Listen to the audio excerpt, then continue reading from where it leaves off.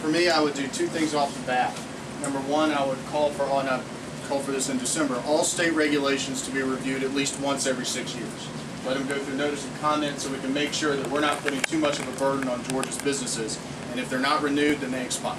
The second thing I would do is renew the angel investor tax credit passed in 2009, and it said if you invest in a small Georgia company, you will get a tax credit for that investment.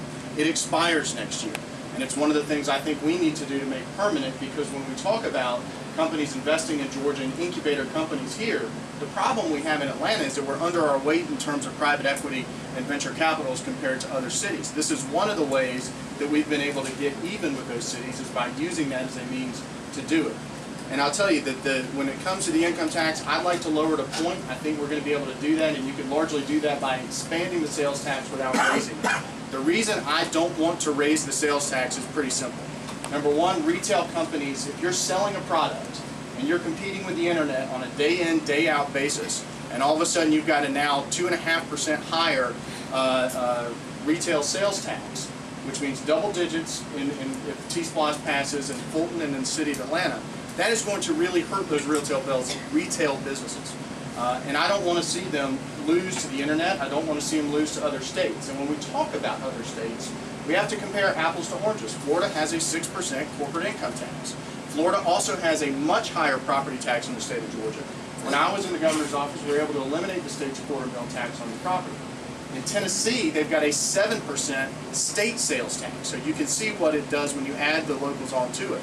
The commission that studied Georgia's tax structure last time said they should lower the sales tax 2 percentage points, but we should maintain Georgia's balanced approach. Because when Georgia went through its economic recession, we didn't have the huge peaks and valleys that you saw in Tennessee and in Florida, and it's because of our balanced approach.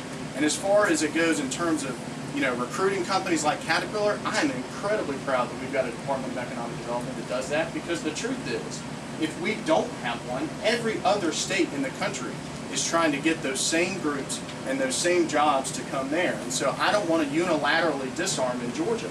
And I want to make sure that we're presenting Georgia the best we can going forward. And the truth about Caterpillar, even the AJC, most of the incentives that they talk about are long-standing policies that any business the size of Caterpillar can qualify for. So I think we've got to be aggressive. We've got to be aggressive in recruiting companies. We've got to be aggressive in keeping companies, because other states are trying to eat our lunch every single day.